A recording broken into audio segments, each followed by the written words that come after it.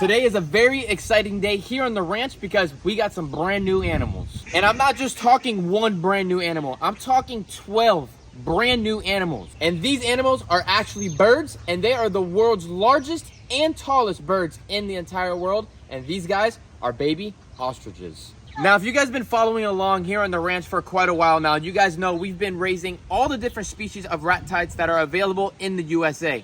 And that will be the emu, the rhea, the cassowary, and now we finally got the ostrich. So I'm going to show you guys where we're keeping our baby ostrich, what we're feeding our baby ostrich, how we take care of them, and to show you guys how really messy they really are. So let's go meet our new babies. But before that, let me throw you guys in for today's sponsor. Here at the ranch, you have to have some rules in place to make sure everything runs smoothly. Ranch rule number 1, never turn your back on a cassowary. Ranch rule number 2, if the fence looks fine, it's not. And here's today's rule.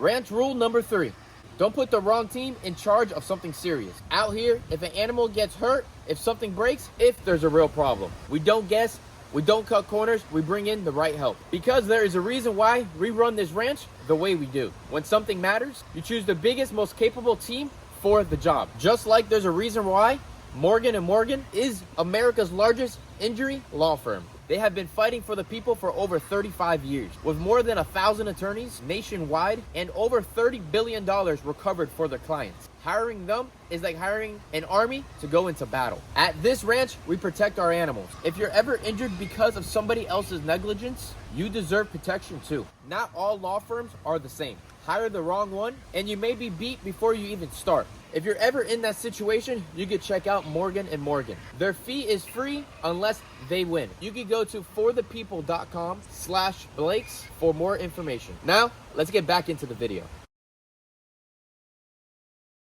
So we have them inside of our patio right now in a nice secured area. It's the safest spot for them because ostriches are very dumb and they like to eat everything. So if they're not in a secure, good spot that they won't eat random stuff, a concrete pad is the best, or, you know, horse mats, things of that sort. We have them inside of here. We have some plywood around the side so our dogs don't see them.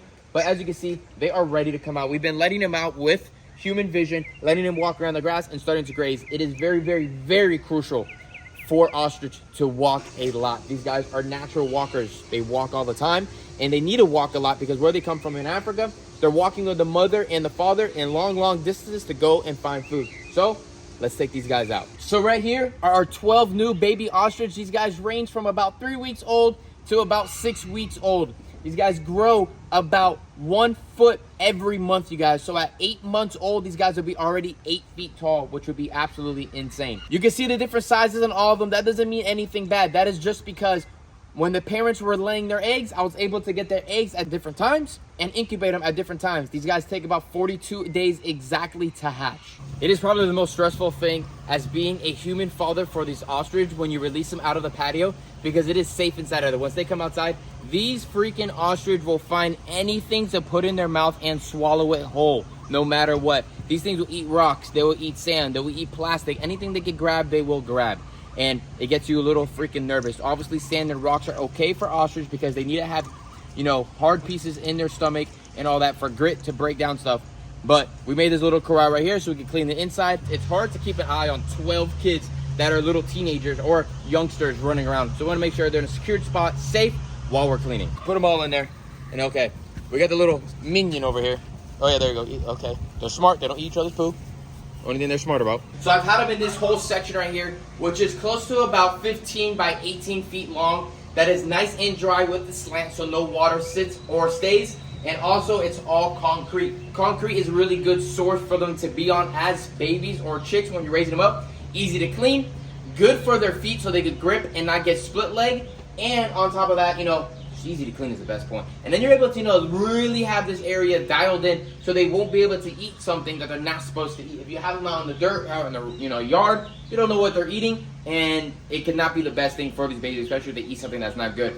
Anywhere you go, especially for like an area like where we live, it's industrial. There's things that can be thrown around. When we brand new dirt in there, the dirt might be clean, but there always is something in there, a little screw, a little piece of glass, something of that sort.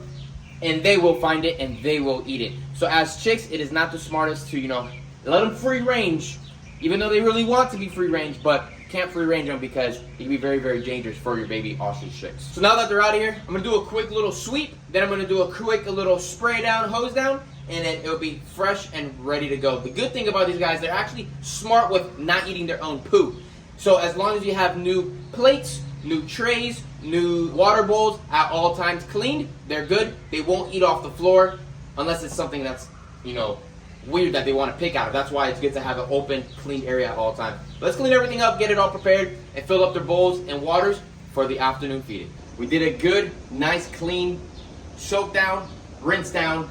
We're doing this every other day. And like I mentioned earlier, these guys are not eating their own poop. As long as we have their pellet and their greens on plates, as we're going to show you right now, it is perfect. So let's do that. So nobody's perfect and nobody has the right answer for anything, and nobody wants to give them their old tail tricks. So what I did is reach out to a handful of people that have raised different ostriches, and I got a little bit of everything that they all said and put it into one. So if you guys look at this pellet here, right here in this red pellet is calf manna grain. Then we have rabbit grain in here. Then we also have chick starter, and we have rat tight starter as well. All mixed together, divided, you know, perfectly, all mixed. As you can see, it's a nice freaking mountain right there. We mix it all up and we give it to them just like that. Then they get greens literally almost 3 to 4 times a day. If I see they're bored and they're just walking around doing nothing, I throw more greens in here for them. They can eat as many greens as they want. Give them a lot of greens. Early mornings, it's evening right now, early mornings, I give them a little bit of tomato just for a little bit extra water. But that is pretty much it. Water always consistently filled to the top at all times. And there's one other little thing that I do. I put a little bit of B12 liquid inside of the water so they get a little bit more vitamins. Because they grow so fast, because they are fast growing animals, if you grow them too fast, that's when they get split leg, they get too heavy and they can't walk around. So this area is a large area for them to move around. The smaller guys that are by themselves over here, they have a heat lamp on them just in case, because they still are only about 2 to 3 weeks old, especially that small little mini one that you saw. That one's really, really cute and small. So I want to make sure that one is nice and safe. And again, you guys, I know people are probably asking me right now, are you really keeping 12 ostriches? Are you going to have an ostrich farm? No, I'm not. Some of these I'm raising for a few friends as well. And, you know, we're going to be raising them for meat. We're going to be raising them for eggs. And we're going to be raising them for feathers. That is what ostriches are made for. Or if we want them for pets as well. We're going to have a pet, but majority of the time they are going to be our breeders here on the ranch. And maybe in the future, once they get real large, we'll bring them to the other ranch. But enough talking. Let's get them and let them have some afternoon lunch. This is Puny right here. This is little Nugget. Small little dude. Looking real good. Real small, and letting her sit down in here. There you go, little guy. There you go.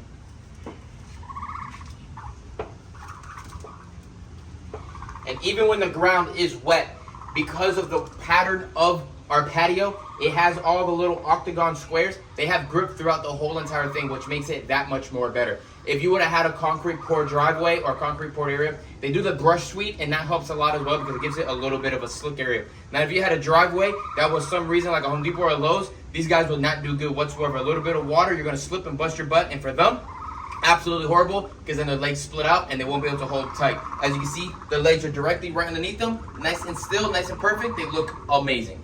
A little easier, I'm moving all 8 at one time. Try to get them all to go in without picking them up. Picking them up sometimes is not the best either because you're not holding them correctly. It's really hard to hold a baby ostrich or an ostrich at this size. So it's kind of better just to corral them in like horses. Come on, you guys. See, they're all moving in. They're all moving in. They always try to find an escape way to get out. And here we go. Once they see those greens, they're going to head right inside. Come on. Come on. Come on. Let's go. Come on.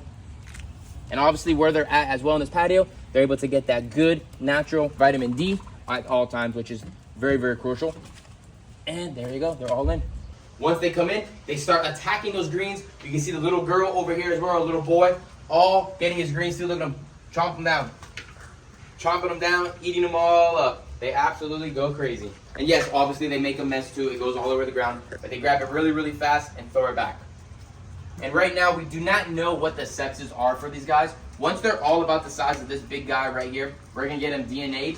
You can also put a finger in the inside and feel for something. I was told from a rat type breeder, but really don't want to put my fingers in holes that I don't know. So I'm going to just feather DNA them and that's it. This one I have a big, big feeling is a male because he is just doesn't stop freaking nipping me all day long. They're very, very friendly. They're not nervous about anything. They're very curious. Really, really cool animals. But again, you guys, if you're gonna farm ostrich or keep ostrich, just remember, this isn't the smallest bird in the world. This is the biggest bird in the world. It gets 8 feet tall, and when they are in breeding season, they could be definitely very, very dangerous because they could kick you, they could hurt you, they could run you down. And if you've ever seen an ostrich attack, it is not pretty. And a lot more people get hurt by ostrich than cassowaries because not too many people work with cassowaries. They're a lot harder to farm. It is possible, but it's a little bit harder to farm compared to ostrich. Ostrich you can farm a lot faster because they grow so much more quicker. A cassowary takes over 10 years for them to mature and start laying eggs. An ostrich is ready to start laying eggs in almost 2 years, and it's full size in literally less than a year, which is absolutely insane. It's the next day, and I really want to take out these baby ostrich, but unfortunately, as you guys can see, weather is absolutely horrible. It's cold again for some odd reason, and it is very misty like a Florida snow. So there's no reason to take them out because these guys are still very young and they don't have their adult plumage yet. So they don't have their rain feathers yet. So now they're gonna get wet on the bottom. Don't want that, don't want sick ostriches. They're staying in the overhang. Let's get inside, it's lunchtime. They need more greens, and we got another brand new bag of rat tie dye as well, mixed with everything else we have in there. Let's get inside and feed them some lunch. All right, you guys, so it's already been the next day, and you can see the ground is already pretty freaking nasty. But again, there's not much we can do. We just clean it every couple days. We have more of this rat tie dye right here. We're gonna fill that up in there for them. Come on, guys. Big boy over there. They look real, real good. We have the lights on them still because, again, it's just a weird day, and I'd rather keep them warm. Normally, if they were with their mother, mom is big, dad is big, they hide underneath those ginormous wings and sit underneath them and, you know, stay warm. They don't have mother here, they don't have father here, so they need the light to stay warm. And I have them right next to each other so they stay nice and warm. I'm gonna feed these little guys so they're all acting crazy. We added one of the little babies out of there because he was a little bit bigger and there's no reason to keep him in this smaller area. So we're just gonna, you know, here you go, you guys. Some greens right there. More rat tie diet. And that's pretty much it. Changing their water 2 to 3 times a day because, as you can see, it gets dirty from them stepping inside of it. We don't want dirty water, so we add nice and clean water all the time. You can see everybody is eating very well. Everyone's doing great. Their legs look good. Everybody looks really, really well. And I couldn't be really happier with it. A very big mix of their diet is, you know, very crucial, I believe. Giving them everything that they need, and then also a lot of green for hydration and the whole 9 yards. I think I might, my sister and I have talked a few times, I might buy a bag of oyster shells to put inside of here for calcium, and on top of to have grit for the stomach because they do need grit to, you know, digest their food. They are still young, and obviously if they're in the wild, they'll be eating rocks, they'll be eating sand and all that. Maybe even like, this is me thinking like freaking a play sand inside of here. Maybe throw a little bit in here. Probably not a good idea. I don't know. Maybe not. I don't know. Oyster shells, I know you give it chickens, they're good at that. I don't see why it wouldn't be okay to mix a little bit of it inside of the food just so they have some of it. I think that's going to be our best bet for these guys, just so they have a little bit of grit in their chest. But they're all looking good, they're looking great, and I couldn't be happier. I mean, it's going to be really cool to follow their adventure, watch how big they get.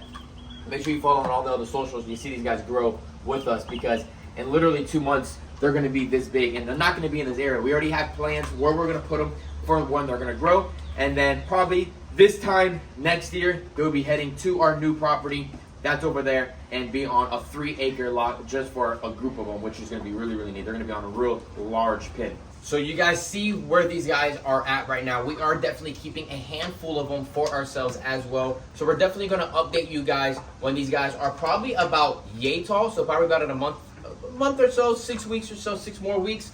Every 4 to 6 weeks, we'll update you guys on the sizes of them growing. It's gonna be really, really cool. Make sure you're following around on TikTok again, you guys. We post every single day on TikTok and on my Snapchat. Make sure you guys are always checking everything, seeing how these babies are growing, seeing how the ranch is evolving. And the last but not least, you guys, stay tuned. We are heading to the Amazon again, and we're gonna go see some epic animals, go save some turtles and tortoises again, and have a good time. Give this video a thumbs up, subscribe to the channel, and I'll see you guys in the next one, you guys. Peace out, everybody.